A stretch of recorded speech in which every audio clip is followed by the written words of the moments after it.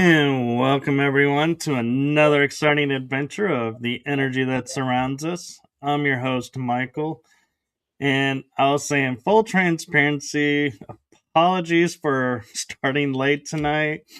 We were backstage chatting and completely lost track of time. So I will take responsibility for that little snafu. But with that being said, we were having great conversation, and you all are in for a huge treat with our guest tonight. And so, without further ado, I am going to hand it over to my incredible guest to introduce herself to you all and share a little bit about herself. So, I give you the one, the only meditation experiencer extraordinaire, Mary Amy. Hi, thank you for having me. Yes, and I will take some of the responsibility because I was asking you some questions and I was trying to get to know you a little bit. And you're very easy to talk to. You're a conversationalist, and I can see why you're a host. And I'm very grateful for you having me this evening. I'm Mary Amy. I'm coming live from New York. I'm an intuitive wisdom coach, a Reiki master, an ordained minister. I'm an author, and I am a near-death experiencer. And I would say an ET contactee. And I speak of angels and light and supernatural events and paranormal encounters. And I have an open heart and an open mind. Wow, I've been told I wear many hats, but I think you actually have more hats than I have. I don't know. You seems like you have quite a few yourself, paranormal investigator. But thank you for saying that. I'm also an artist.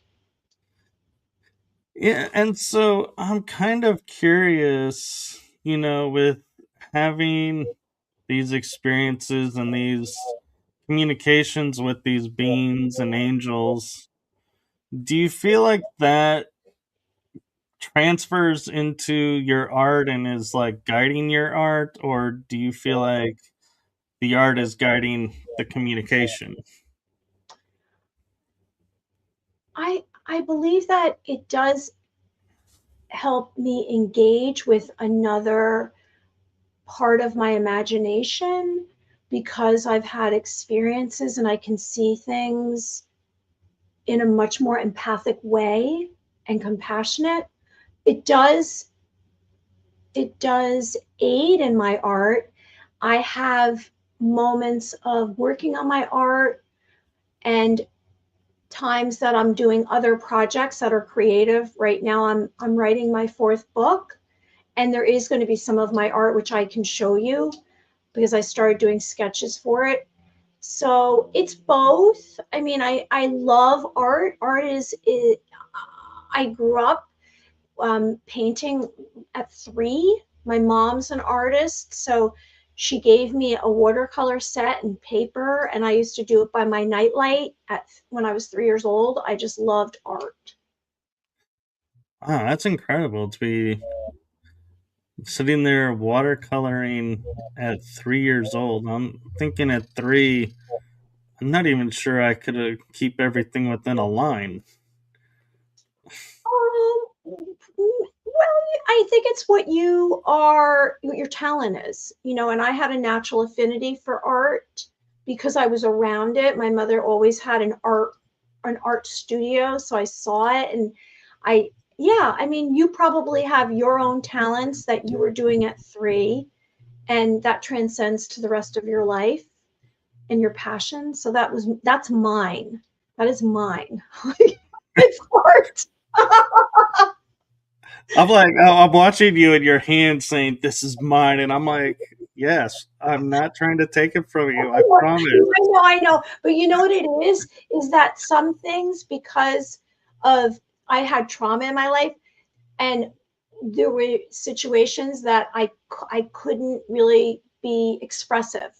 So I guess I don't mean to be like it's mine and I don't want anyone to take it away, but it's more or less something that I actually finally own, where I say, okay, this is something that I know that I love and I'm going to continue to do it. Yeah, I was teasing about the taking it. I was totally seeing it as you are, empowering and saying, "Yeah, this is who I am," and standing in the power of your skill. And so, kudos for that. And in your bio, I find it most interesting because I had a paranormal experience at 2. You had a near death experience at 2. And so, one, I'm really curious, did you remember it when you were 2, or did your memory of the experience come later? And what did that impact have on your life?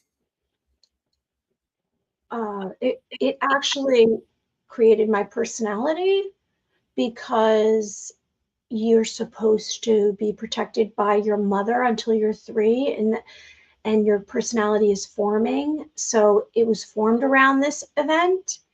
And to answer your question, I had fragments of me leave because it was traumatic.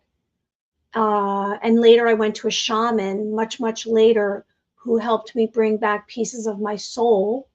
My soul had left. So I had some memories of it, and some I blocked out. And it's interesting because people that was around when I was in high school, I spoke too much later, and I didn't think that I had that much recall, but this one person said, "Oh no, you were talking about it." So I guess some stuff ekes out of you whether you realize it or not. You're talking about something if it's on your mind or if it's evident. And it probably depends on the situation, Michael, because you know how something triggers you to talk about something, whether it anything, like, oh, that reminds me about my aunt, whoever, or, oh, I went down that road. So it probably depended on if anything triggered it. And it made it it affected me with my speech, my development, and I was a victim. So it took a lot of work to kind of overcome it and to gain some confidence about myself. Which I was gonna my next question to you was gonna be is growing up, having, the near death experience so young, how, what was life like growing up? Because I know it changes perspective, it changes the thought waves, sort of, or it did for me. So I'm kind of imagining it would for everyone. And so growing up is very different with that. And so I'm curious, how you navigated growing up with all these experiences, and when did you figure out you could telepathically communicate? Okay, I was much better communicating through my thoughts than my words. I um, wait, let me think. I had a difficult time growing up because I probably didn't know anything else, so it was hard for me because I never spoke about it. People didn't know about that it happened to me until much later. And I was in my 20s before my family didn't know. And it was a secret. So I guess I had more fear than some people. That might have been where I came from, but I also had a thicker skin. So I was someone who took many chances. I didn't find any concern about not being able to do something. I just tried it and did it. I always thought I could do anything. And I was pretty athletic. I was a tomboy. So I physically felt like, okay, I can do this. And because I overcame so much. I don't know if that answers your question. It does. And I'm kind of noticing like similarities between our paths and different scenarios bringing about things, but it's kind of interesting. And one of the things that I will share that I have actually never shared publicly is, as you're talking about, being able to telepathically communicate better. When I was a wee little lad, I would sit there and I would just like kind of look at my sisters or, but I would never speak anything and they would go and get everything that I needed. And my parents were like starting to get concerned if I had vocabulary or the ability to speak because they were doing everything for me without me saying what I needed or what I wanted. And so they, had to scold my sisters and tell them to stop doing that. And I've often wondered, like, because we don't use it after that, does it stay or does it disappear or what happens with it? But I just, finding it interesting that we both had experiences at two and we both had telepathic upbringing. Well, I thought when we were speaking before, I was I was tuning into you a little bit, but I didn't want to go into that too far because we were having a conversation. I didn't want to just be distracted. But I was sensing certain things about you, which was intuitive. And that would make sense because when you have something like a near death experience, for some reason it triggers a lot more capability in your senses, your psychic abilities. And I felt or knew things about people before they told me. Fortunately, when you can hear what other people are thinking or you can sense it, and if it's something, a negative emotion, then it hurts you, so then you're trying harder for them to like you. And that's kind of what I did for a long time, was try to get people to like me because I wanted to be liked. And I don't know if you had anything similar to that, whereas because you were able to like kind of be unknowingly mind to mind sending information, if you also heard things, which I heard things, which is not always pleasant to hear what other people are saying. I'm not sure that I did ever, or if I did, I probably wrote it off as somebody somewhere said something and I didn't realize it was a telepathic communication. I probably, like most kids, probably was like, "Oh, somebody whispered something over there." Couldn't make out what they said, so just let it go and move on. But I wonder, maybe I kind of did in a way, just not verbally, because I had experiences like a couple of times.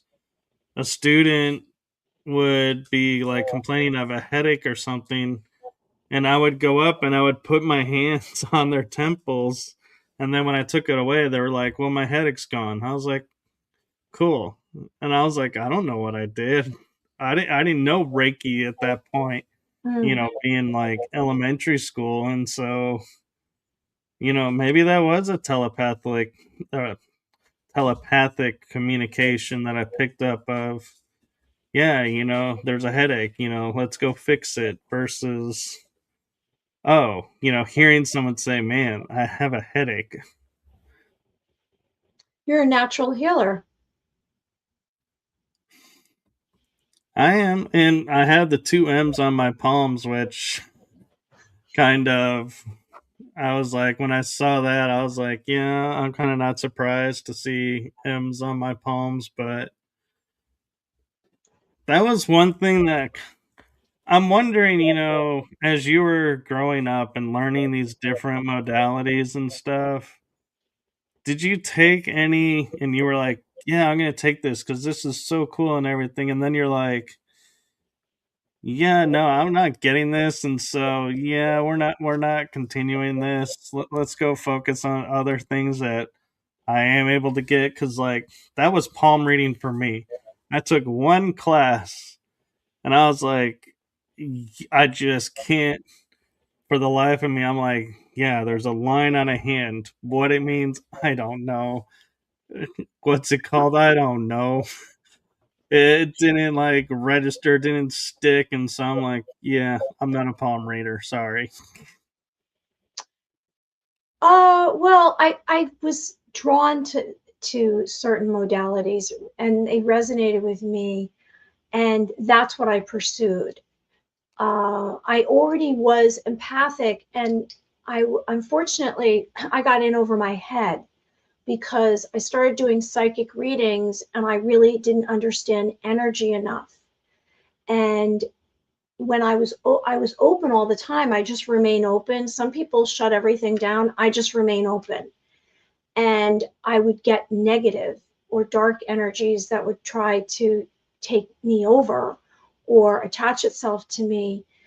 And like I'm very much an absorbing type of person emotionally. So I had to take a break and stop doing that for a while. So, and then I've pursued a different area and then was writing and doing hosting. And then I went back to it and I understood it more. And I think it was overwhelming at times. I took tarot cards, and in between everything else, I said, let me try this. Because it just seemed like when you went to some of these expos or people would say, do you have tarot cards? Because they like to see something and it's a prop. And I took a class. I went and did this workshop for a few days with this woman. And what I found was it was interesting, and it was, something that you could see, but it kind of got in the way of what I was doing. So I didn't really need it because I was already saying the things that were on the cards, more or less. Like I'm somebody, so how I read, I started out reading through the heart. So somehow I would connect to the person's heart and then I would read their aura, their energy field. And I would pull out moments and not look at them. It's better if I'm not looking at them, which I eventually figured out. And then I realized, okay, let me focus on my clairaudience. And I was already clairvoyant. So I combine the three and I hear a voice. So I go by the person's sound and probably their frequency. And I receive information, mental pictures, voices, entities, and everyone's different.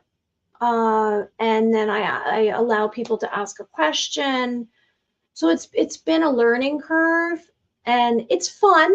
Sometimes it gets scary because you're like, okay, what's this? I don't know how to do this.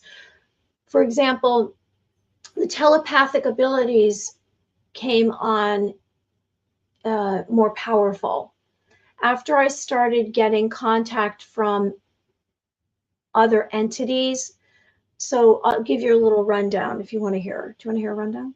Sure. Okay. Okay. Because I know you have to ask a question, but let me just finish and then you ask me another question. So when I was a baby, too, we'll say I was a baby because I think that's a baby. I was dying, so I was transcending. I was being transported into the angelic realm, the afterlife, and I was greeted by angels. So I felt their peace, their harmony, their serenity, and I guess it wasn't time for me to pass. And then when they were so calming, I stopped screaming, and then I didn't die.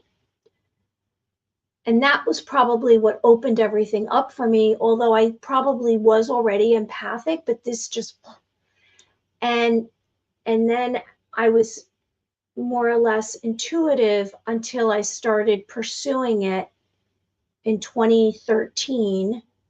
And then I was around some healers and mediums, and then I was being greeted by a lot of spirit, which made me uncomfortable. And now I figured that out.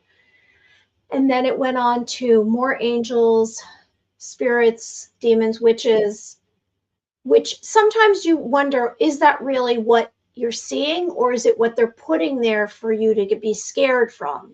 So that's a little bit of a wonder about that. Is that really a demon? Is that really a witch? Sometimes it definitely was. Other times I wonder, like you might have a dream where you say, oh, this beautiful celebrity or being is trying to seduce you, and that's really a demon trying to seduce you to try to pull out something from you, your energy, your consciousness. So I went through that, and then in 2021 I started getting extraterrestrials. So that was a whole other energy, vibration, frequency, and I started figuring that out. And then the telepathy got more so in the last 6 months, where I can they pop down and then they tell me things, different beings. No, that totally makes sense to me, and I get it. And Oh, good. I'm like, and you're describing it really well, actually. And so I just want to acknowledge that. But I'm kind of, you know, thinking about all that's been going on, and I'm kind of a little bit curious to know when you saying you being psychic, but you're also reading minds. How do you differentiate? Are you getting spirit or are you getting the person's mental thoughts when you're connecting and reading someone? Well, each one of these is a different energy. So let me be clear. I don't read someone's mind or try to take something without permission. If it happens that a spirit comes to me or some kind of being because they're giving me information, and that's telepathic, that's one thing. How do I differentiate between reading someone psychically and what they're saying, their spirit? It's two different things, and I will say it. So if I went in and started talking to, like right now, and okay, let me ask permission. Oh yeah, you have permission. Sorry, I Oh, thought you were going through the hi, Michael. Is saying it okay? My name is Mary. What's your name? Michael. Hi, Michael. Is it okay if I connect to you? Yes. Okay, so I'm going in, and again, I'm seeing it. So it's interesting. You're telling me a story with your hands. You're very excited. It's actually related to a trip or something that you want to tell me about a location. So is it someplace that you're going to, or you suggest for me? You're telling me something about going someplace that I want to say you've already been to, and you're suggesting it to me. You're very excited. You're motioning your hands. And let's see what I received. Okay, so let's see. Can I do a little read on you quick? Yes. What was that? I have these lights. Boy, what just happened? Did spirit say yes for you? I think it did. Okay, a light bulb fell off. Okay, so okay. All right, so this is what I'm receiving about you. I'm receiving that you are very enthusiastic about your journey, and you have so many plans and so many directions to go into. But you have a destination. So you're kind of doing this loop to gain more insight about what you want ultimately, which you do want quite a bit. You're definitely a traveler. You will do it alone or with someone. You're fine by yourself. Like I can see you with a back, like even just like by foot, backpack. Any form of travel. You are a very, very friendly person that can have a conversation with anyone. Something about color, and I received that before when we were talking, very vibrant, like it inspires you to be around color. And I would suggest for you to watch light codes and sacred geometry movement, unless you already are. I see you picking fruit from a tree, like a fruit tree, and you're excited about it, which tells me I'm going to read that as being someone that appreciates the elements of nature. Now, I also saw you on foot. I also saw you talking about travel. So you're very much an explorer on the globe, and it's unlimited for you. And I'm seeing signs. So, or I'm hearing something like Europe. Let me ask you another question.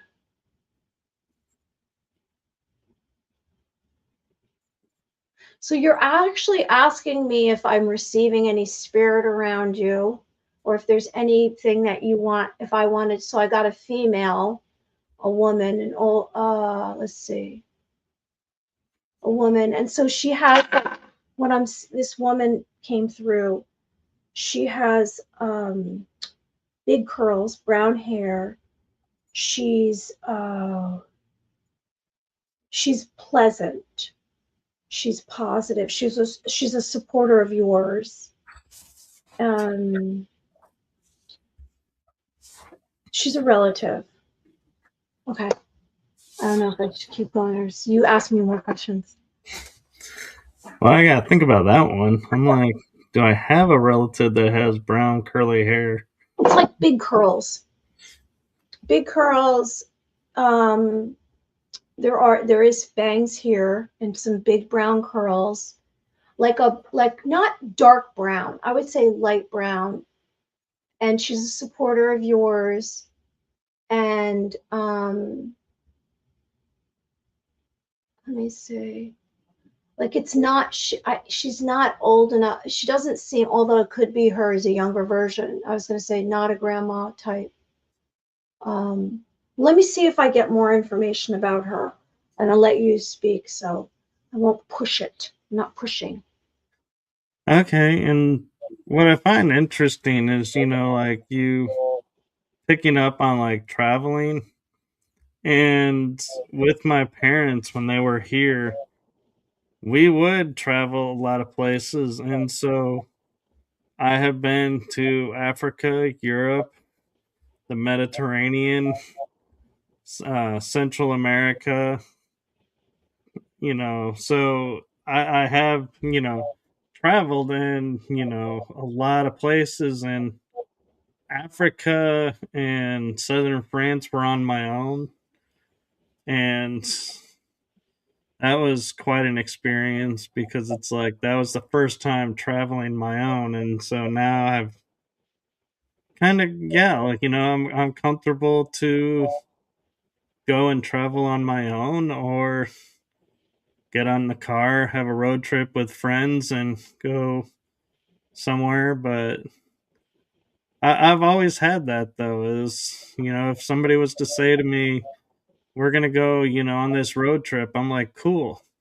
And I'm not an early riser, but if they said, oh, we're going on this road trip, but it's going to mean you're going to have to get up early, I'm like, I'll be up, don't you worry.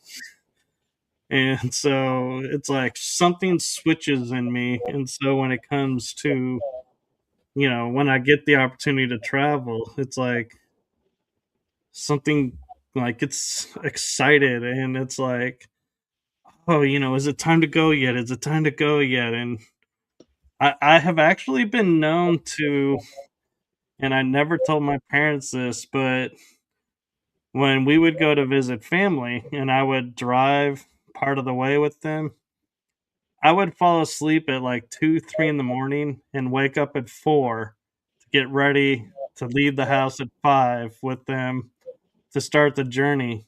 And I would be wide awake, first driver. It's like, because I couldn't go to sleep. It's like I would just be like too afraid, I think, to oversleep, and then I was gonna, like hold everything up, and it's like don't want to be that person. So we're just not gonna sleep. We'll sleep later. But yeah, I have that natural excitement to go adventuring and see places that I've only seen through energy and the physicality. This is your passion. Mine's art, yours is travel. I could agree with that. And I do have a little bit of art skill, but it's nowhere near like a lot of people's. And in one of my books, I put a drawing in, and on the bottom, I was like, "Yeah, this is my drawing." And I sent it to my illustrator, and I was like, here's what it looks like, and feel free to take and do it really nicely and draw it really nicely." And she goes, "Why, what's wrong with your drawing?" I was like, "Really?" There Because in you my go. mind I'm like, "Yeah, this is bad, please take it over and draw it, make it look really nice." And she's like, "No, you did really well." I'm like, "I don't think so." And I mean, and that's kind of been my life, is I always underestimate myself because of what others will say, and by what they say, I'm talking their actions. Like, for example, in my 20s, I think I was in my 20s, maybe my early 30s, I was at a church that was non-denominational, and I was helping, with the kids, because I was like, yeah, I'm not into the whole sermon and all that. I'd rather do this. And well, they had a choir. And I'm like, I'm not a, professional singer, but I'm like, I can harmonize. Well, we do a Christmas show and they insist on giving me a solo. And I'm like, don't give me a solo. No, you're going to get a solo. Don't give me a solo. At the end of the performance, I kid you not, this is how it goes. The choir director and the children's director came up to me and they go, yeah, we're gonna ask that you kind of step aside from the choir. And I'm like, I literally got kicked out of church choir. Oh, no. And so when people go, "Oh, let's go karaoke, let's go sing," I'm like, "Yeah, you have no idea what you're asking." I'm like, in my mind, I'm like, I got kicked out of church choir. I do not have a voice to sing with. Do not give me a microphone and ask me to sing. I got kicked out too. So I was in elementary school, and I don't think I've ever told this story. And we had chorus, and now I remember the woman's name was Mrs. West, and she had short hair, kind of looked like Julie Andrews type. You know, when Julie Oh, Andrews no had pressure there. pardon me? I said no pressure there. Yeah. So she looked like, remember Sound of Music? Her hair was kind of similar to that, short. It was a golden color, similar. Her name was Mrs. West. And they had this Philadelphia trip every year. And fourth and fifth graders would go on a bus to Philadelphia and sing for a performance. And I remember, now I had a voice problem, and I can't sing, zero chance. I'd be the one kicked out. So I remember she auditioned everyone, and I remember going in and no one got canceled for that. I did. They were like, no. You're not going and singing. So same for me. Like I was the only one out of the whole class who didn't go to Philadelphia, and I couldn't sing.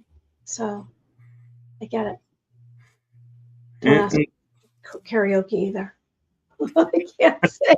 Like I can't sing. Even Happy Birthday. Everyone knows this about me. Mary does not sing ever. You don't want to hear me sing. yeah, I have been known to for a couple of dear friends. I will call and do an attempt at singing happy birthday, but it's like, yeah, it's more of me like just kind of funnily talking happy birthday song. Yeah. And I'm like, yeah, see, this is why I don't sing, people. And yeah, and it's kind of, to me at first when I was like hearing, hearing that and, experiencing that, I kind of was like, that's, how can this be, how, why would this, happen and everything. And then I remember seeing John Travolta's Archangel Michael in the movie Michael. And there's a scene in there where he's doing something and the main character, I forget his name, but he walks up to him and he goes, Michael. Isn't the main character Michael? no, the other one, Oh, okay. the one that's like with him all the time. Right. I'm trying to remember which actor that is. Okay. And Now I know. he goes and he says something to him like, if you're, Michael, shouldn't you, you're an archangel. Shouldn't this be, you doing this or this? And he goes, I'm not that kind of angel. And it's like, and it's stuck in my head. It's, when I heard that, I was like, yeah, I don't have to have the singing voice. I'm not that type of spirit. Oh, So, okay. right. And it's like, it brought a little comfort. And I was like, I used that line to justify going, okay, so I can't do this. I'm not that type. Oh, I Hmm. can't do that. I'm not that type. Okay, I'm okay with that.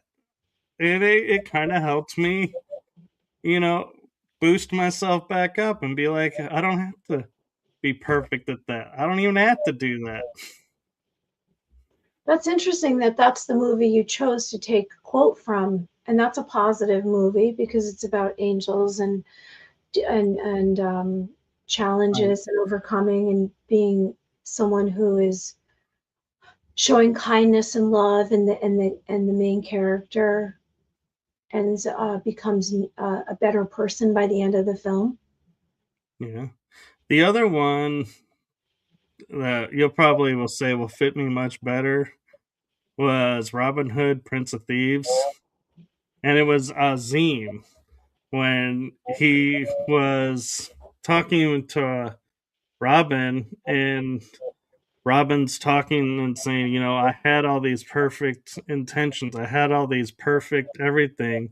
And Azim looks at him and goes, there are no perfect men, only, perfect intentions. And it was like, ah, yeah. See, now I don't have to worry if I fall short on something because it doesn't make me less perfect. It just means I did my best and fell short. So pick yourself up and, still finish it. But, you don't have to pressure yourself and you don't have to do this or that. And I was like, yeah. And I even created one of those vision boards and I made a little quote of that and like stuck it at the center and was like, yes, I'm going to make this my mantra that I don't have to be perfect. I like it. I was a big vision board assembler when I started doing this site, like as a somewhat of a profession, and I would do the vision boards, and I found value in it about creating because I'm visual, and then I started doing visualizations, and it expanded my ability to see beyond this moment and see somewhere else, slow down time, be in the moment, and travel. and learn ways to bring light to situations, and ideas would just come to me. So I would surrender. You know, sometimes the perfect, you use the word perfect, there is no perfect. And I can't do perfect. I don't even know what that is, because I feel like for a while I was doing patchwork with my life, just trying to keep it together with, you know, glue and tape, because I couldn't figure things out. Why did things happen to me? Why me? I don't know what to do with this. There's no one to talk to about it. And it was it was difficult because it's hard to relate to other people, so you're alone. And until you find someone that understands you, you definitely don't feel perfect. And in this world, this physical reality that we live in, this three-dimensional density world, it's so much about if people like you, if they, you know, if you are part of something. And when you're on the outside of it looking in, it's a lonely place. And for me, I had to become comfortable in that lonely place. So I'm very comfortable isolated, alone. And then I learned to be comfortable being more social and trying to understand other people. But I have to do it in doses, because sometimes it's frustrating if people don't get me. No, I get that, and I understand that, and I'm curious what you would think if I told you perfection is totally achievable, that there is a perfect. But I mean, that's perspective, isn't it? What you consider to be perfection. So, this is how I figured out the perfect and perfection was I was looking one day at a table and a countertop, and I was noticing, we say they're perfectly smooth, and they're perfectly, everything about them is perfect, so we can eat on them or cook on them and everything, right? Mm. You take it to a microscope, and there's a bunch of jagged edges under the surface. And so to me, I was like, wait a minute.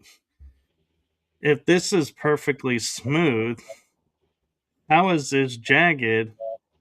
And then I said, well, something then goes, well, let's look at this in life. If we say, this is perfect, well, but it's flawed. We are flawed as a human. It's who we are.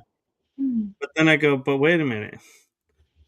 The tabletop and the countertop, we see beyond the flaw to see it's perfect.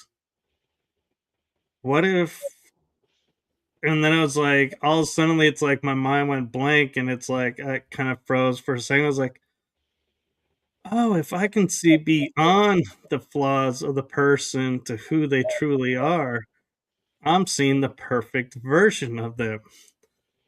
And by doing that for myself, I'm seeing my perfect self. I just cracked the code to perfection. That's beautiful what you just said. To look at it that way. Yeah, because when we look at it, if you break it down, when we look at people, who we interact with, we are constantly looking at how are they responding to this? How are they, reacting to that? Do I like this about them? Do I like this, or do they like this about me? And we start nitpicking everything. But if we go beyond that, it's like there's nothing. It's just they are. And so I'm like, oh, that's the perfection is you see them just as they are. Mm-hmm. And I had a girlfriend at the time and she said to me, yeah, but you're not seeing me. And I said, no, you don't understand. I'm looking beyond your flaws.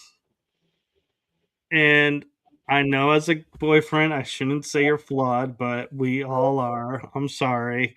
It's a fact. But I'm accepting your flaws by looking beyond them and seeing you as who you are. And she kind of paused for a second, was like, oh, wow. Okay, I didn't think about it that way. And I was like, I hadn't fully thought of it that way either, but it was like really cool to hear it like verbally said and be like, oh, somebody actually accepts this idea. Maybe I am onto something. It got a little validation without seeking validation. Well, yeah, I mean, I validate what you just said.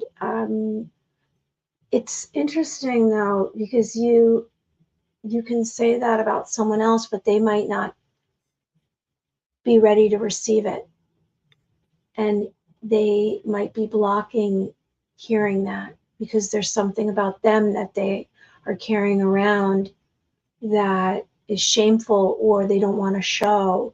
Like when a child is little, some kids grow up hearing, well, that's good and that's bad. So then they compartmentalize themselves and they suppress the bad, and later on they channel into something else like an obsession or an addiction, or they get excited about hiding this.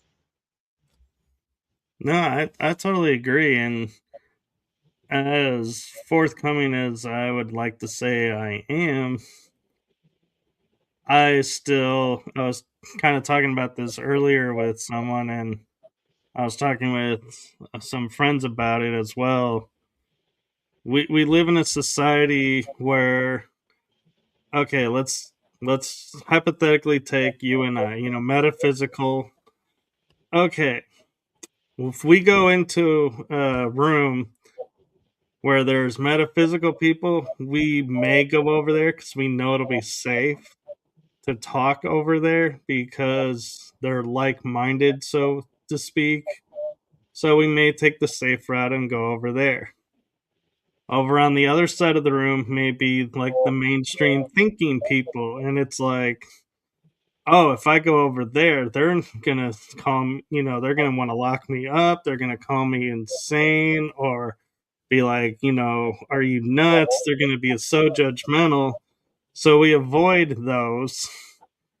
And then there's the ones in the middle where like we don't know. And so it's like, do we dare? Do we not dare?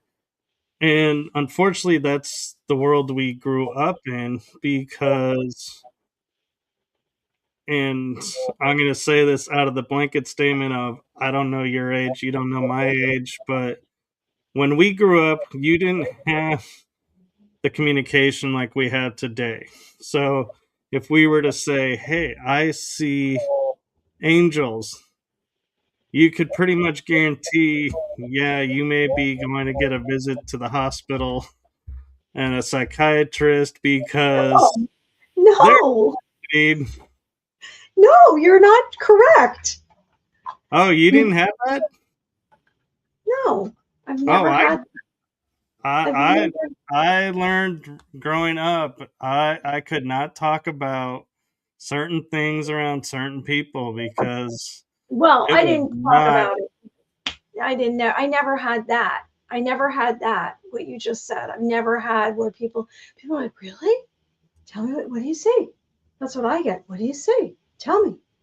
I don't get No, any visits to the hospital. yeah, I got No the. visits to the hospital for me, Uh, Michael. yeah, and one example of it was how different that was is 9/11 when it first happened. I was at a friend's house for New Year's right after it happened, and they were like, and a couple of my friends pulled me aside and they were like, just we were just talking on their sofa, and she's like, so when's your enlistment date? And I said, I'm not enlisting. And they go, well, you talk about always wanting to protect, and you know, our country just got attacked. And I was like, I don't know who attacked us. So I'm not enlisting because I don't know all the facts of what went on. You know what their response was? You need to go get an MRI because I didn't believe the narrative and Really? was questioning the narrative. They were like, you need an MRI. And so that's the type that was my growing up is, oh, I spoke too much into one aspect and went too far. So yeah, I rocked the boat too much. Gotta hold it back. Gotta pull back.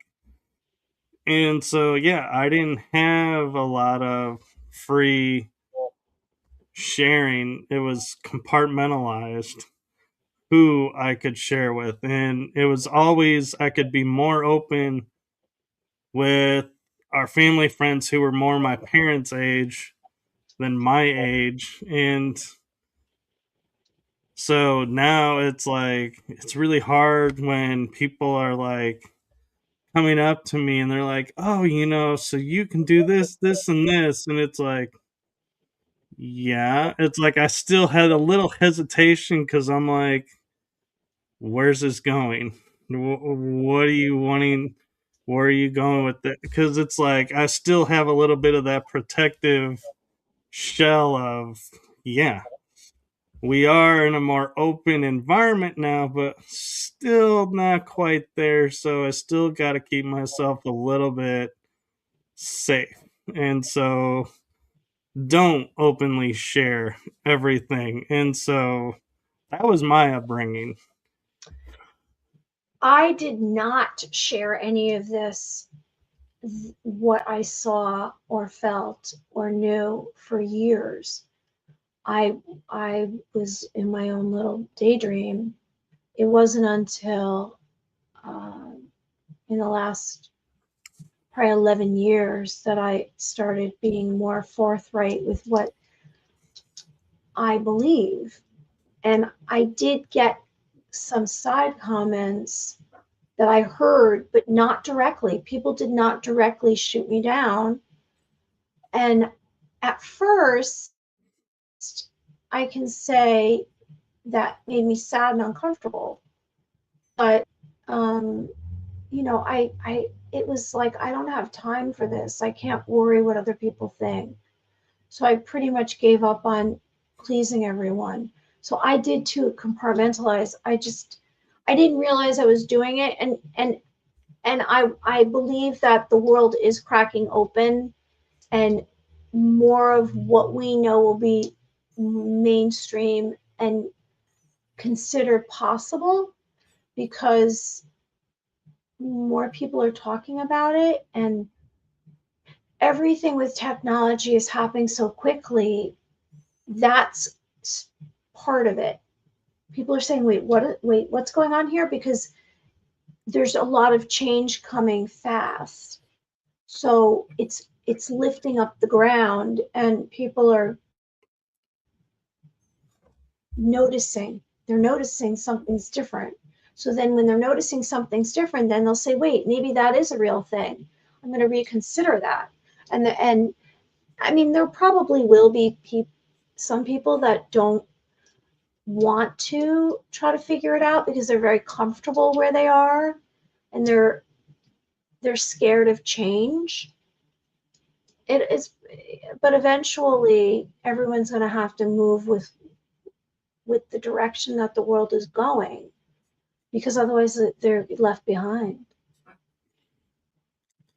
That's true. And I'm kind of interested in an aspect that I don't know if you have ever dealt with being an artist. And I'm coming at this because we have like AI music now where it's completely generated by AI. And a gentleman was sharing with us an AI song that his daughter had wrote and sang, and he played both versions, and then sit and looked at us and goes, okay, which one's the AI? Which one's my daughter? And I was able to pick up which was his daughter because I could hear the emotional um the emotional tones in the music where the AI can't master emotional yet. So it's all like just word. It's like there's no feeling behind it. And what I'm wondering with you, with your work, being an artist and a painter, when you see, pictures where AI generates the painting, do you look at it and go, oh, I totally get what's going on here? Or are you like, this is a nice image, but there's nothing to it? There's nothing behind it. It's just an image. I I am not pursuing the artificial. I'm more organic, so I don't even look at any of that. It's not even in my view. It's like over here somewhere, over there. I'm not pursuing that because I don't think that that's productive. I don't want help from an AI. I don't want to have anything to do with that because then that seeps in. I'm all about organic and the elements of nature and the stars in the sky and the earth below my feet. And I don't look at that. So I don't really have a commentary about that. Like, I don't want to be someone who's saying I'm anti. If someone wants to be into that, that's fine. I'm just not. So I don't know if that helps you understand me. Oh no, it totally does actually, and I actually, appreciate that. And I'm not putting down AI myself, and those that want to use it, I choose not to use it as much as possible myself with writing and stuff. But I was just curious your perception if, because like you say, your art and your paintings comes from, inside and insight, if how that would translate if you don't have that experience. Could it be You get manufactured? very I don't. box. Hmm? Yeah, I don't want to bring it. I think all of that is very boring. That is boring because, like you said, the element, the human element, and also the difference is that digital and analog. So when we had analog it's like the difference between film when they made movies with film or television with film rather than digital. It takes away part of the human factor, the sound, the color, the voice, the crispness, the realness. So I'm not a fan. It's not my thing. I don't know what's going to happen. Maybe I'll be a last, a last person on earth that is not into that. I do sense that advancements will come and that might kind of go away because it's everyone's in way over their head. No, I can agree with that. And I'm kind of curious now, talking about your painting with all your clairs, that you put into the painting aspect. Have you ever, when you're communicating with like another being, do you ever paint them and be like, that's who I was talking to? Or do you just appreciate you're talking to a being and I'm like, I don't need to paint you to know that you are who you are? Well, I am actually, it's interesting you're saying that. So this book that I'm working on right now, which I'm in the last few pages, it's taken me 2.5 years of the writing. I started doing the illustrations for it. And I had hundreds of these experiences. For example, I'll show you. I did a couple of quick little art for it, which I don't know whether I'm going to use it, but I'm going to show you. Like, for example, I can tell you, would you like to hear a couple of my experiences, and then I'll show you a few pictures? Absolutely. Okay. Or as the French would say, absolument.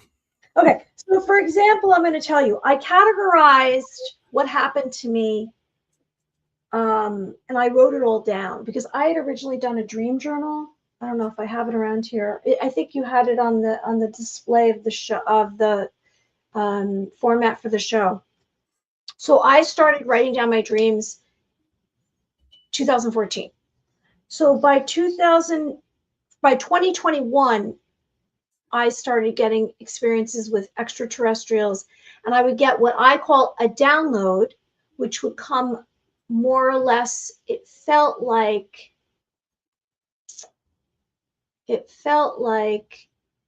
I was being given this information to prepare me to be more comfortable with extraterrestrials, because it can be a little strange. I mean, like I said, when I first had experiences with spirit, they'd come up right into my face and it was frightening. And then I had to adjust to it and realize that they're just trying to communicate with me. And so actually it's pleasant for me because I'm like, who's going to show up tonight? And when the extraterrestrials started coming, I was used to spirit and then some other negative energies. So with the extraterrestrials, I started getting these downloads. So it would come in, Michael, as let's say, for example, I would be awake. I would go to lay down to go to sleep, or I'd be woken up in the middle of the night, or it would be right when I would wake up. So I would be awake when it would happen, and my eyes would be closed, or I'd sense something and I'd close my eyes, and then I would see maybe some kind of dark cloud and then a ship passing through, and it would come across my eye line. So it'd be like left to right, left to right. And it might be multiple different little spaceships. And those I called downloads. And then I would have what I called contact, which would be an actual extraterrestrial that would come through. So what happened to me, this is my experiences, is it would be like you're on a video chat. So they would come through. Hi, whoever's saying that. Hi. Thanks for joining us. Like the video and subscribe. It would be like, usually for the most part, until the last year, it would be like waist up. They would come. Sometimes it would be full length. And I would see them like we are right now, talking. So it would be like this close. So it would be like you, except you're an extraterrestrial. And I would call that contact. So for example, I had a few of these different species, which we've given names. Whether or not that's what they really are, I think they are. Could be wrong. So I've had, so here's an example. So I did this. All right. So like this was a couple of different experiences I had. Like this was September 3rd, 2024. I saw this gray alien, and I realized now I didn't color this in. So this gray alien, there was a tree, and he was going like this. Hi, like hi, hi, like strange, right? But there would be all kinds. Now, would I call that a contact? Probably, because it was clear. It was pretty clear, but it's interesting.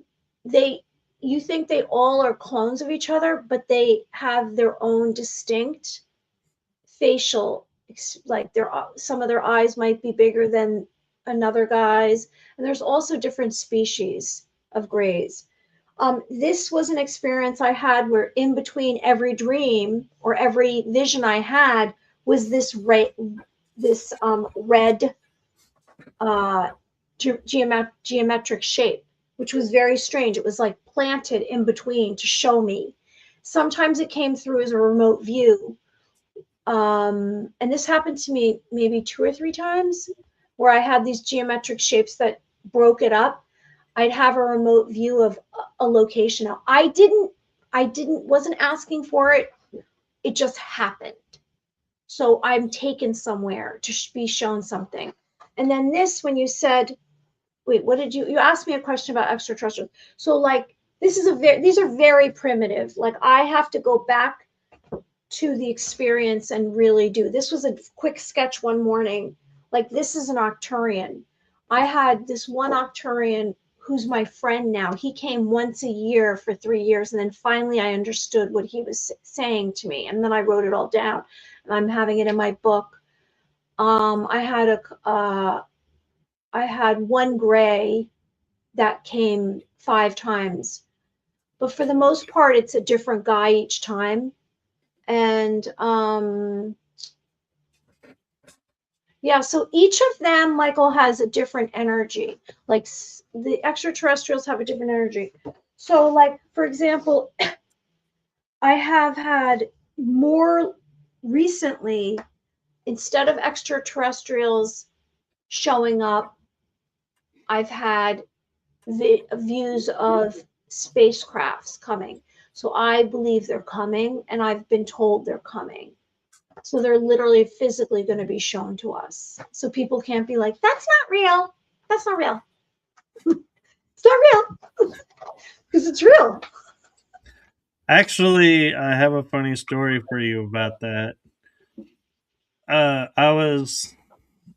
And my parents relayed the story to me from their teacher, because somebody asked this spiritual person, Mm-hmm.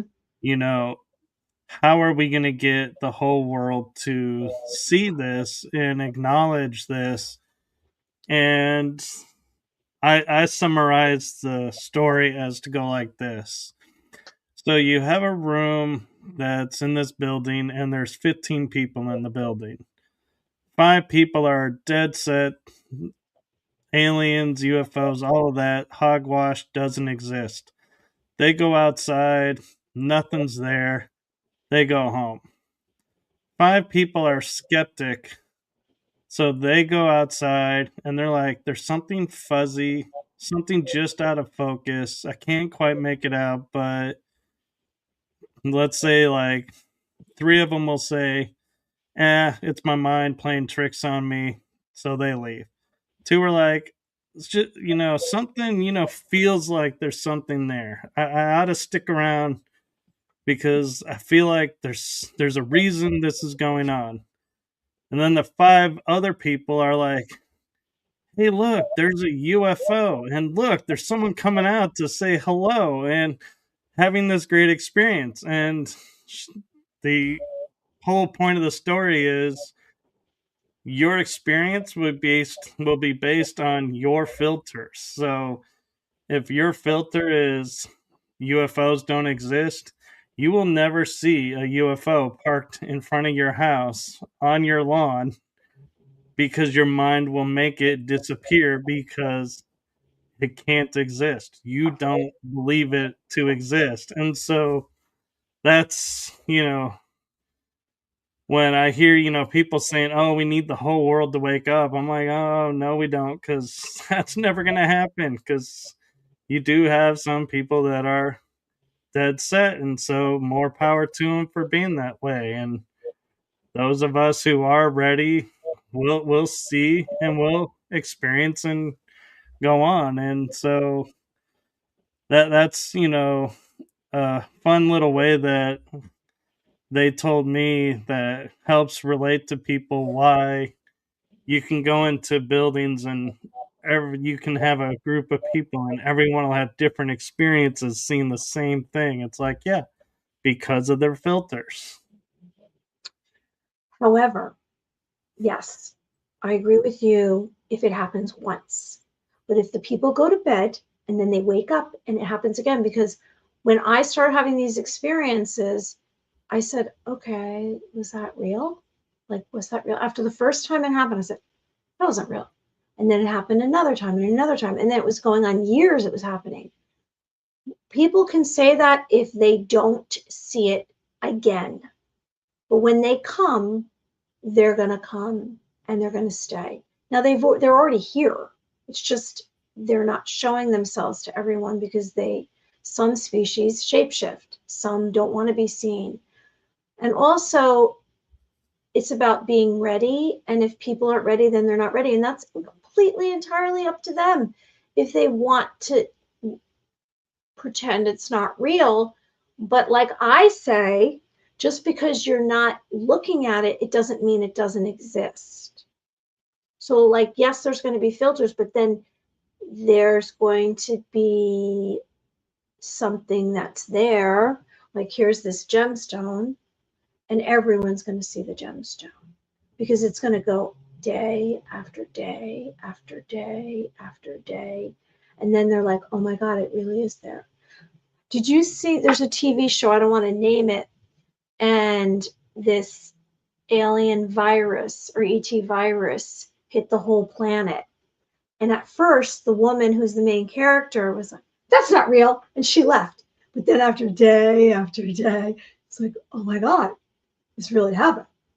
So, I mean, you know what? Like, look, honestly, what I just got is that's going to be a big thing. And then something else is going to be a big thing and something else. And then people will be more accustomed to this. And then it will be something else that's a big deal.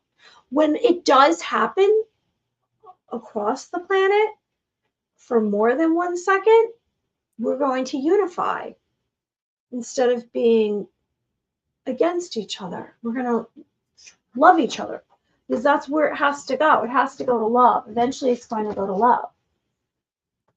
Yeah, and I love that they call it the Star Trek universe. And one of the things that I always found interesting in the Star Trek universe, because, being in the 60s, when we were anti-Russia, anti-this, anti-that, you had on the bridge of this ship a Russian pilot, an Asian navigator, alien, science officer, a female African American communications officer. It was like they were like specifically telling you, look, if we're going to be going out in space, we cannot be going out as just one.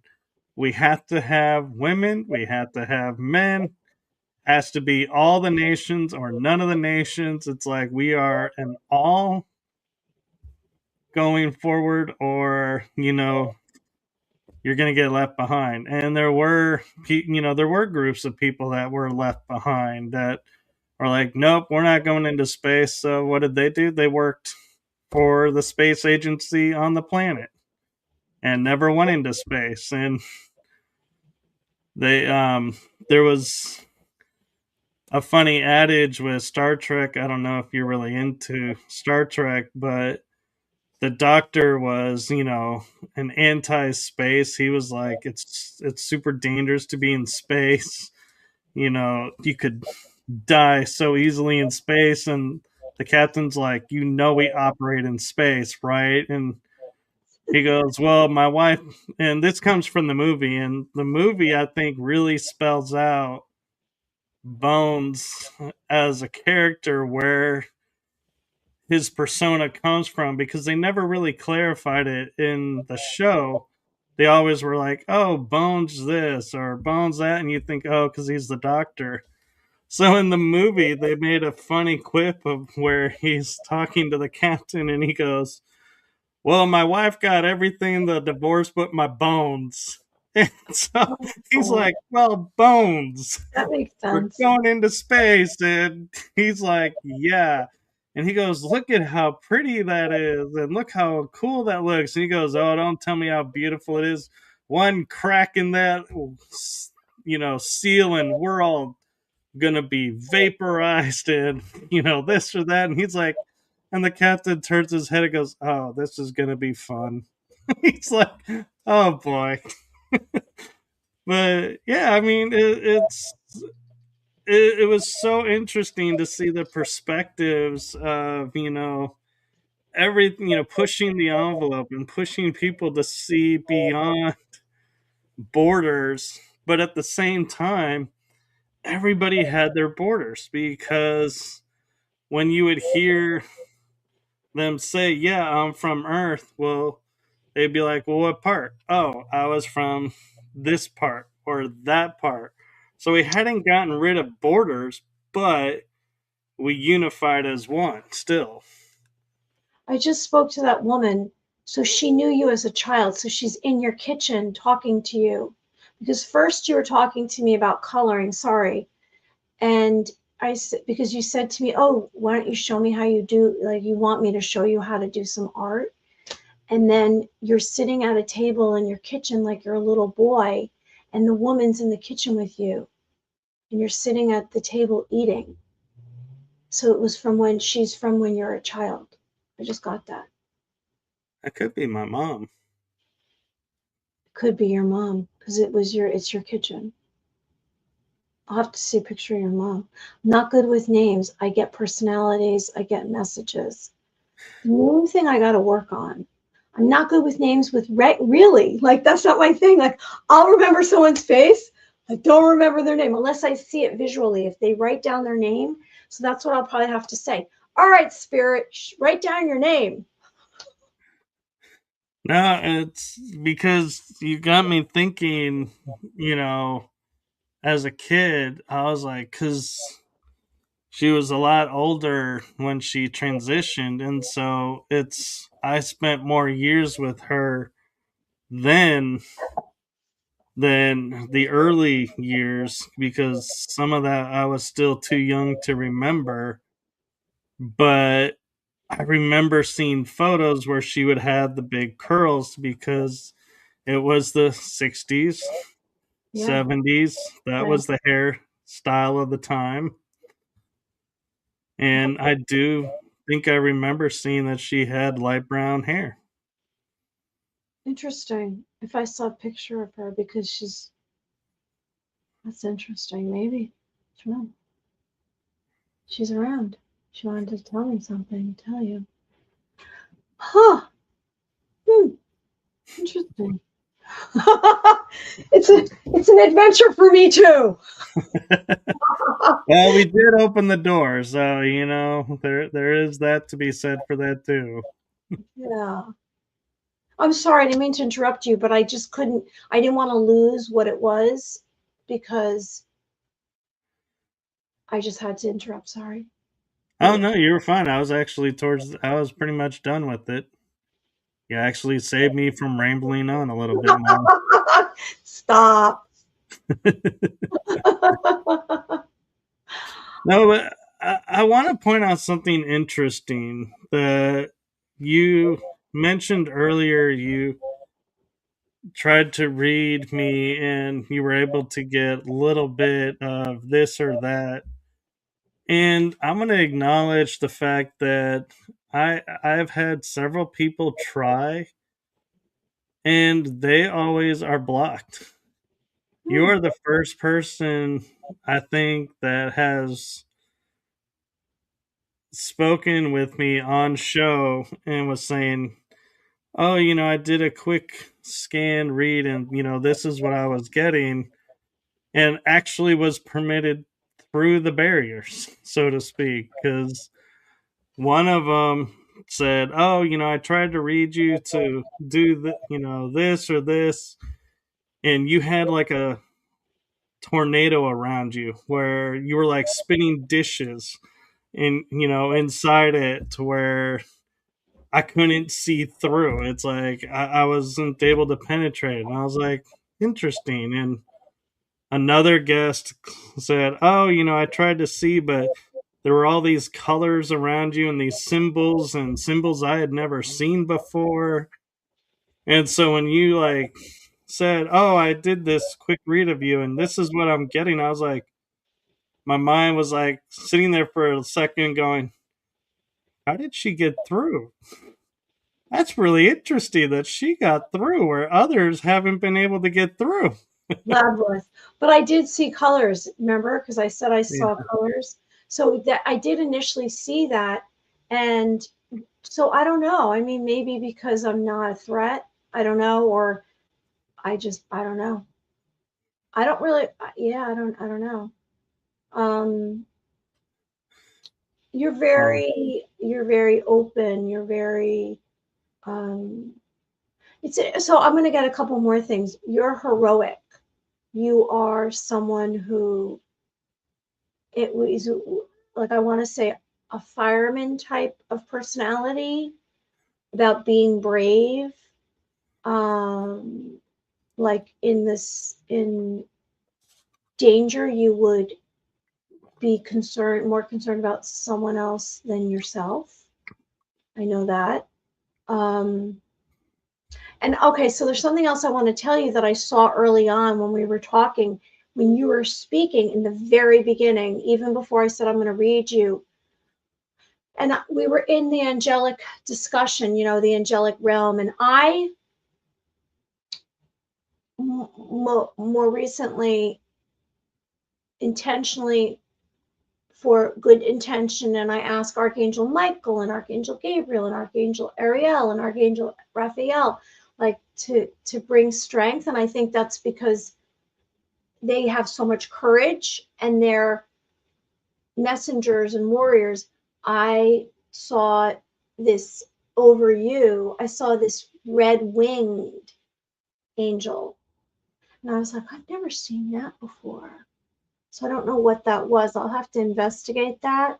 Seraphim. Okay, is that what you think it is?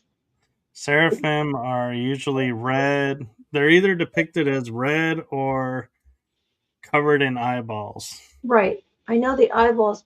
So that's what I saw. Like I definitely saw it right here. So that would be right around you.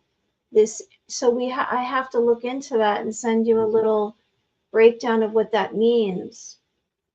But you are, I sense that you are protected, and you.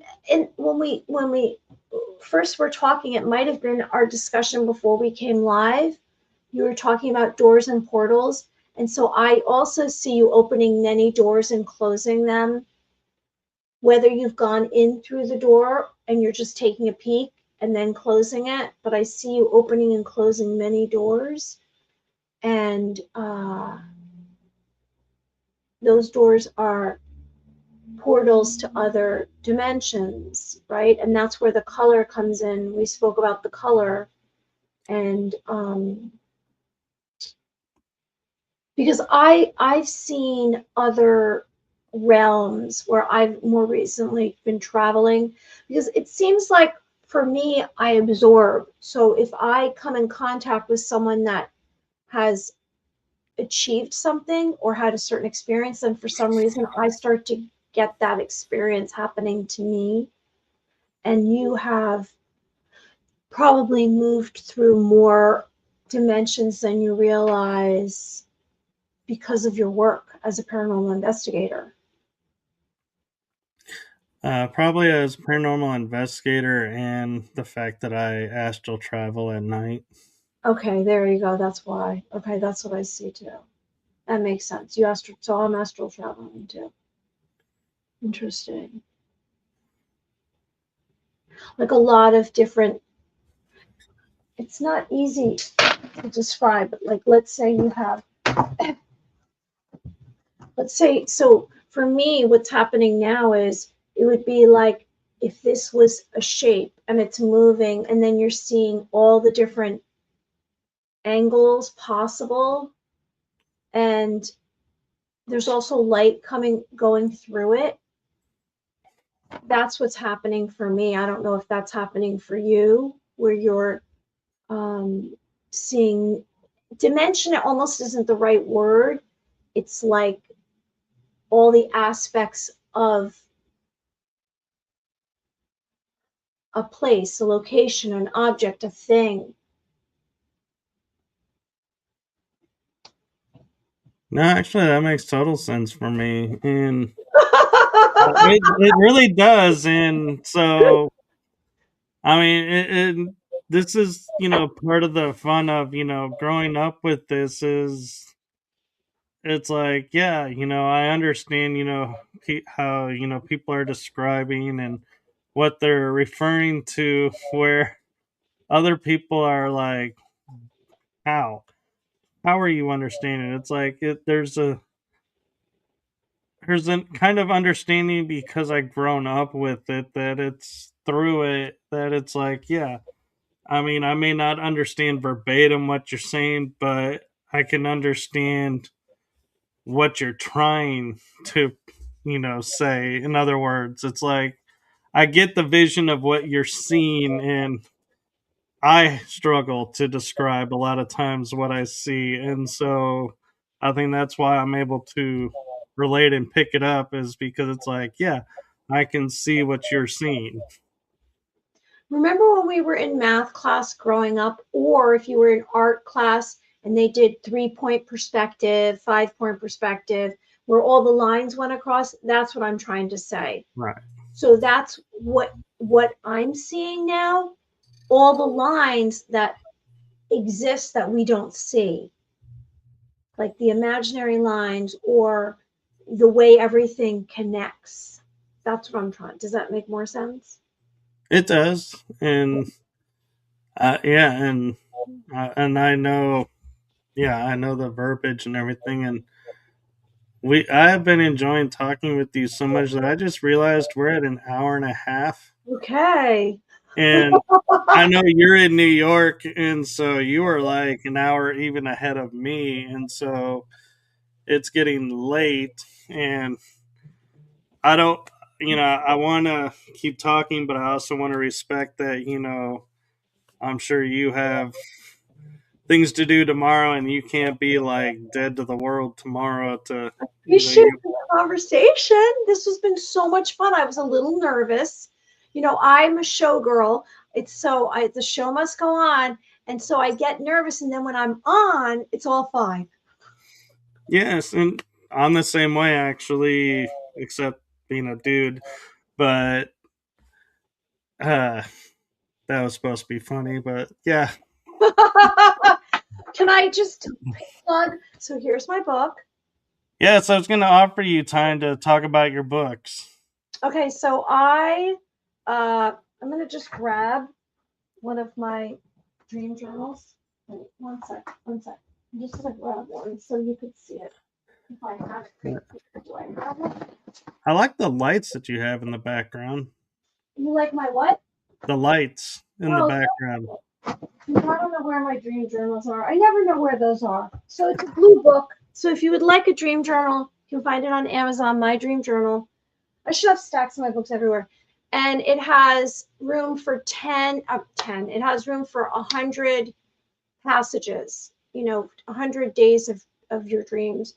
And it talks about how the Native American Indians would gather and they would decide where they should travel to by doing dream work. I don't know if you've ever heard of that, where they would pose a question before they went to sleep, and we can all do that and get an answer while we're sleeping. We can overcome fears while we're sleeping that we can't deal with, why our waking life is overwhelming us.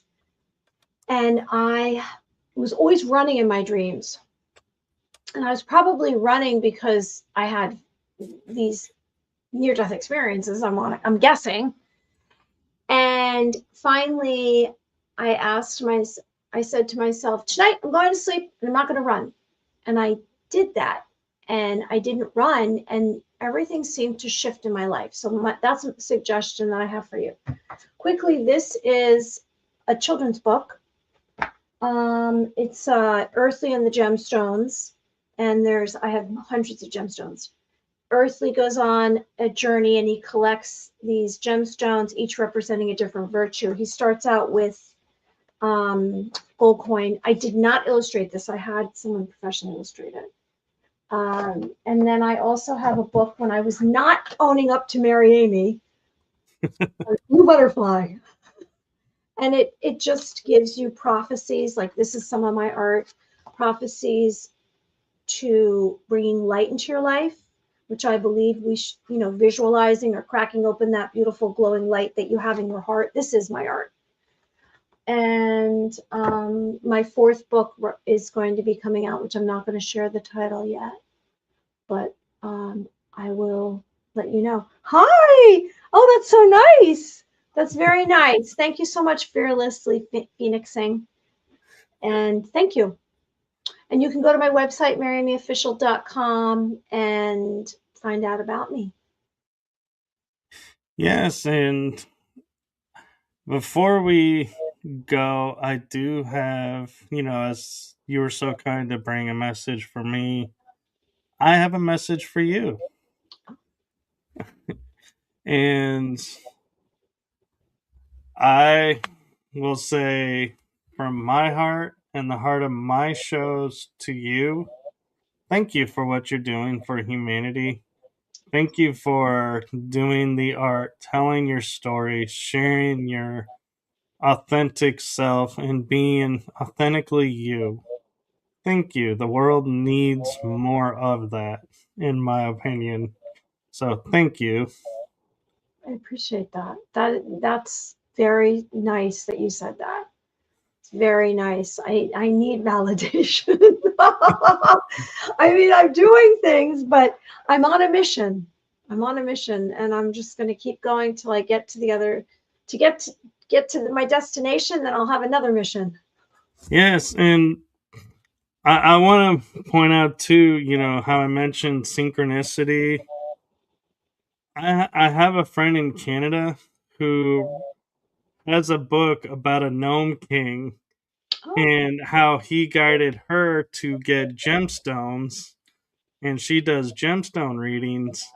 And so when you sent me your info and you said, "Oh, here's this book about gnome and getting, gemstones," I was like, what are the odds of two people having the similar story? And I was like, I'm glad you brought up that book, because I was like in my mind going, I want to hear about this, because I'm wondering how these stories, if they're similar or if they're different, and how are they different. And I don't mean it to be like, oh, one story, is real, one's not. No, I'm looking to see, you're in New York, she's in Canada, how alike these stories are and how cool that is, because it just goes to show me in a way of,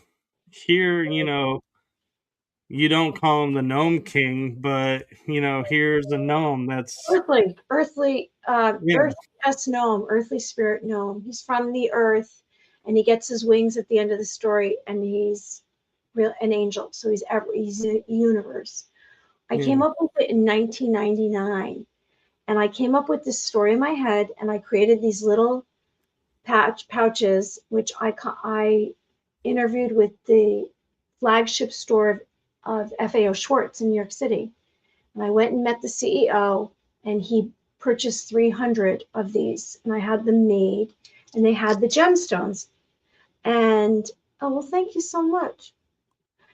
And then it, I had little books made, and then I was selling them, and I went to the Javits Center and did all that, and then I just was like stopped and went in a different direction. And then I circled back in 2019. I rewrote the book, and I made a big version of it because it was a little book, and I made a big version. I don't know if that answers your question about the story. Like, there's a map. oh, See, he goes on this journey.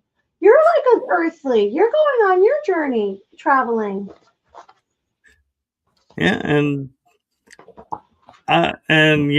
it's kind of funny because, like, I have a childlike essence of me, and it's like, I'm looking at that book and I'm like, I am totally putting that on the top of my list. Even though I'm not a kid, I'm like, I am putting that on Oh, my list, and I want to get that book, because it's like, yeah, and Fearlessly is asking, can we get your books on Amazon? Yes. There's, if you look me up, it's Earthly and the Gemstones. It's $12.99. I think this book and this book are both $12.99. My dream journal is $29.99 because it's a thicker, bigger book. My book I'm working on right now so far is 225 pages. I don't know how many it's going to be after the illustrations, but we'll see. Yeah, the illustrations always add more fun. And Fearlessly Phoenixing was saying she wants to get it for her daughter. Aw, I love that. Thank you. You guys, thank you. I appreciate this. Yeah, Appreciate it. I have a cool audience, and You do have a cool audience. You're a cool guy who has a lot of cool channels, and you've been at it, and you've had some really interesting guests. I've been watching some of your guests, and you've been at it for a long time. So that's why you're exposed to so much. We appreciate. Oh well, thank you so much. yes, and one thing that I will say for you, on the piggybacking off real quick that you were saying, like you need, like you like having validation, is a guest of mine one time said to me, I feel so blessed to be on your show because you have all these great guests. And I looked at my guests and I said, what makes you think you're not a great guest? All of my guests are great. They're all equally great. And they were like, oh, thank you. And that's how I treat it is, I could have like a list celebrity people on, or, you know, TV personalities on, or but I'm like, everybody is that in their own way. And so that's what I want to celebrate. And that's what I want to showcase is, we're all equal doing what we're doing. We're all if you want to go upper echelon of it, that is who we are. And we're just sharing that with everyone. And there is no, oh, this speaker is better than this speaker in my book. Everybody is exactly who they are and where they need to be. And that's what I celebrate. Well, I think also everyone adds something because they have their own experiences. So you learn from them, or you get something out of it. And maybe it's something a nugget that you needed in synchronicity, like you just said, the crossover of someone else having a book that's similar, um, with the same elements to it, which I find interesting. I'll have to look that up. But yeah, I mean, there's room for everyone. Yes. And I think that's what keeps me grounded and keeps me, in my space and not caught up in all of the ooh ah of what's going on is I view we're all on a journey, and I happen to have a space where I can provide journey A to be shared with other people who may not be aware of journey A. And so I take and go, hey, journey A really does need to be shared out there. So I have this opportunity of this space available. Let's use it. Let's take it for a spin, so to speak. Let's put it out there. And that's my goal. And with all my shows is just to open people's minds and experiences to other people's experiences, and the fact of there may be somebody out there unknowingly to any of us that's having a similar experience and is watching this episode and going, oh, if they can, look at where they're at, and they're, similar path that I'm on right now. I can do it then. If they can do it, I can do it. And so that there's inspiration there. You know what I just realized is you sent me a message and I didn't see it, but that's okay. Oh, yeah.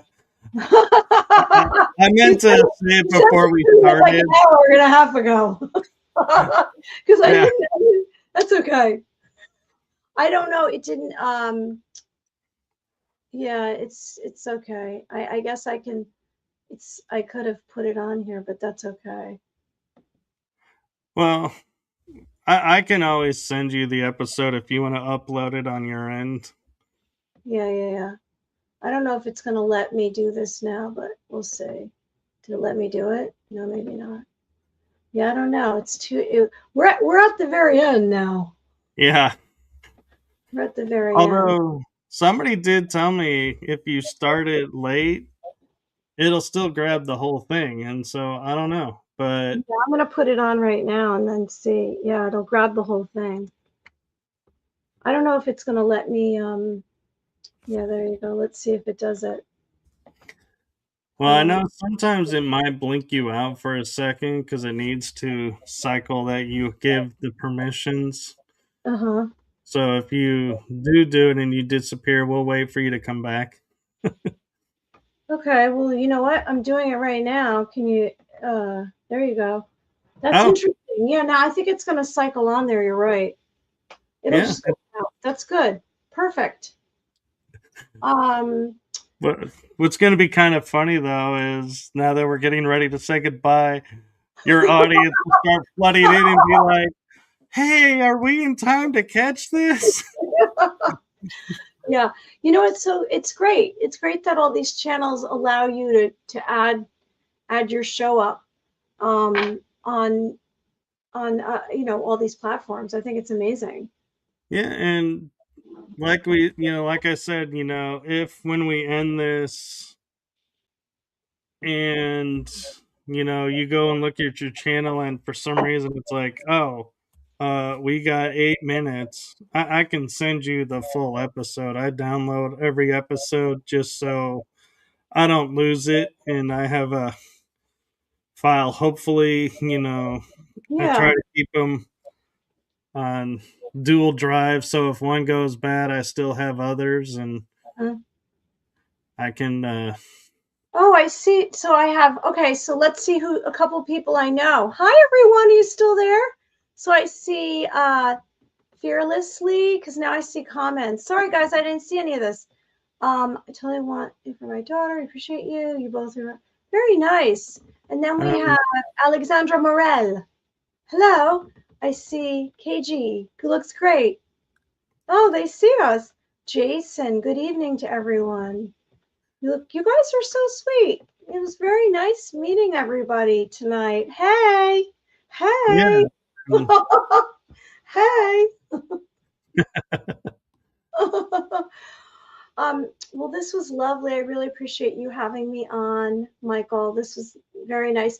And it's on a couple of different channels. You have, what's the other yeah, channel? well, it's on Rumble, it's on YouTube, it's on LinkedIn, it's on X, and it's on Facebook right now. Wow. Well, everyone, thank you so much for joining us. And I'm going to create something for you real quick that somebody asked for. And that is your website. Thank you. There you go. And I hope everyone has a wonderful summer. And I hope everyone writes down their dreams and activate everything in their hearts. Oh, thank you, Jason. Thanks, Jason. Thank you, No, Alexandra. because she was asking for the website, so I put it up. Beautiful. Oh, thank you. I always forget to mention that the like and follow for both of us.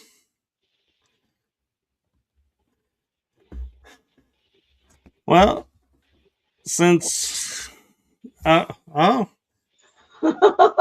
Fearlessly Phoenixing is on your channel now, saying just Oh, nice. subscribed. Thank you. Yay. If you'd like to know anything about telepathy, my own channel, Mary Amy, on YouTube, I have videos about telepathy and intuitive gifts. And if you'd like to watch my podcast, it's Thursday nights on YouTube, Two Psychics Podcast with Michael Edley, who's a medium. We've been doing it for 2 years. That's amazing. And I was just going to ask you, if there was anything you wanted to promote out or anything upcoming. And so here we are, Two Psychics. We are actually doing a live event in Pelham Manor at the Pelham Rails. It's a restaurant, and we're doing a live psychic night. And you can come and meet us and get a 3-course dinner. It's July 29th. Buy your tickets on Eventbrite for Michael Edley and Mary Amy. That's a really good photo, too. Oh, professional. The professional photo. Yep. Although, I gotta say, I kind of like the scarf and the hair look, though. Yeah, it's kind of a trademark thing I do. I'm in New York. So anyone who wants to meet me, you can meet me in person, or you can meet me video chat. Well, I will say, since we linked in yours, we have one person that's jumped from my channel to your channel. And although the viewers are starting to come in now, there's more people now tuning in. And I think it's because at 9 o'clock is when I normally do shows on Tuesdays, that people are used to 9 o'clock, and so they didn't realize we started an hour early.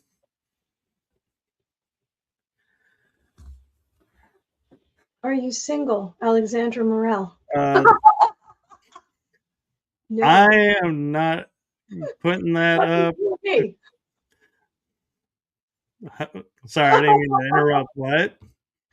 I don't know if she's asking you or me if you're single. I think she's asking you. Are you single? Oh, I am, but... Fearlessly says, I found the link to her Eventbrite. So if you don't mind, Fearlessly, if you can link it and put it in the comments. Oh, she's asking if I'm single. Yes, I am. I normally don't talk about my public side, my private life. So yeah, that's, I don't know. Somehow you got me to answer that. So there you go. Okay. Well, it was a joy. It was very much fun. I really appreciate you having me tonight, Michael. Yes, and hopefully we'll get you back on for more episodes. Sure. I'm game. You're a lot of fun. Yes, and Alexandra, we talked about that in the beginning, so you'll have to watch the replay, which is free and will be live as soon as I end the stream. Oh, and Kevin is saying, Mary looks great, love the lights. See, I'm not the only one that loves the lights that you did. Aww. Thanks, guys.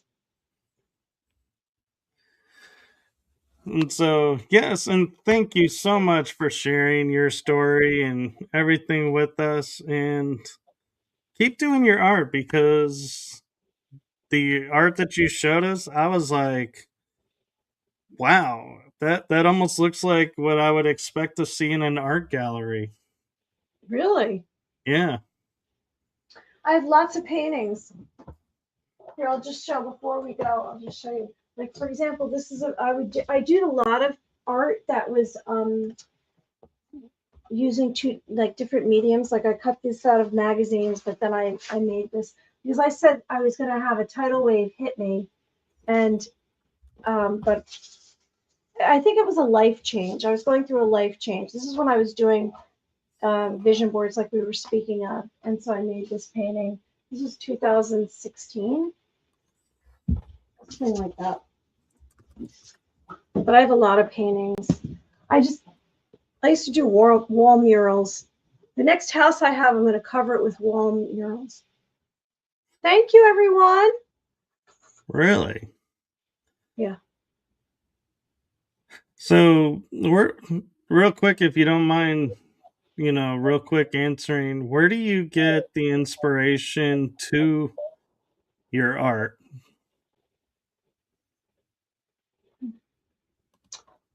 I think it just comes from inside me. Like for a while, I was obsessed with vortexes, so all the paintings I painted had vortexes. Like right now, it's just I'm inspired by doing all the different art, which I've done a lot of the sketches already for the book, because I had those experiences. So I don't have a photograph. I like to work from a photograph. I'm just gonna have to go to the memory of what happened and try to do a good job of illustrating what like the different experiences I had were. But how I get the inspiration, like I did angels for a long time, it just comes from within, whatever I'm drawn to. Okay. No, that's really cool. And I managed to find the link to your Eventbrite, so it's scrolling on the bottom now. Thank you very much. And it's in one of the chats conversations. I forgot that I singled out and was answering people from the one channel where everybody was mainly on, and so I forgot, and so it didn't put it on every channel. But yeah, and so before we go, and I know we've said we're going to go several times now, but we're legit this time, I promise. Is there anything or any, information or any insights that you have that you want to make sure the audience hears? And Yes. Yes.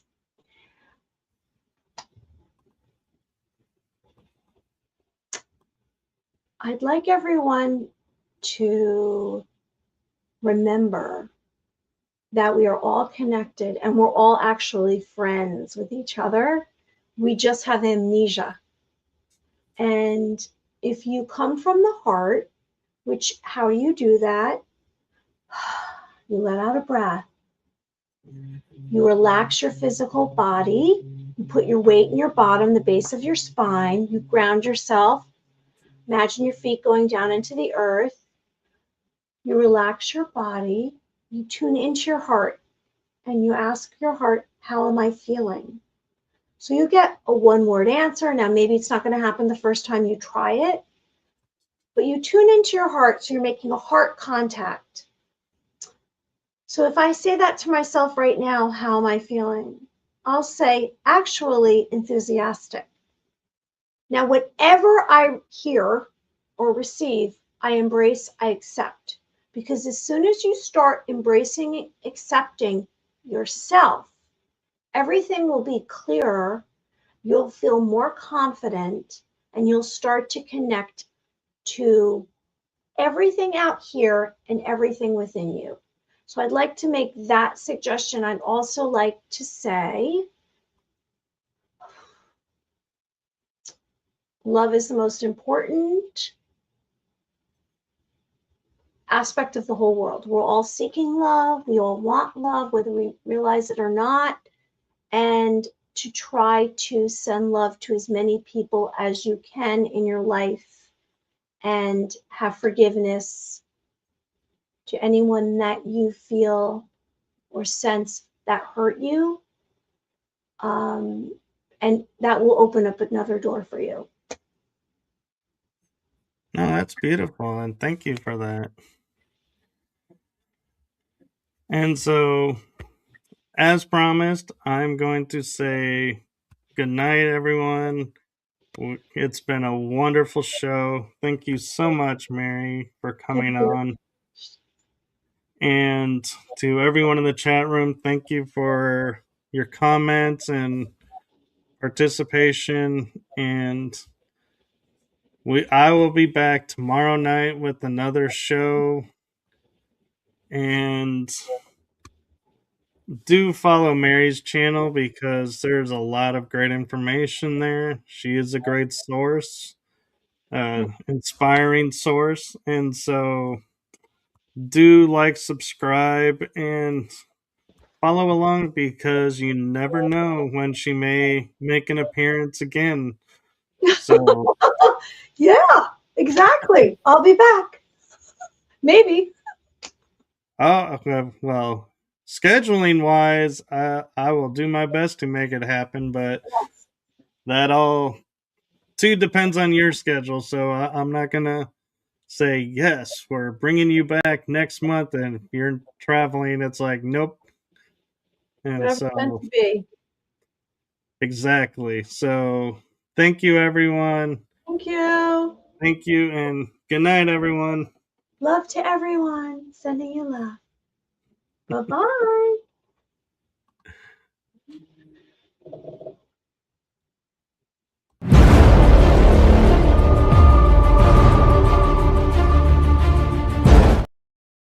I love when that happens. Try it again. Technology, so grand. Let's see if number 2 will work.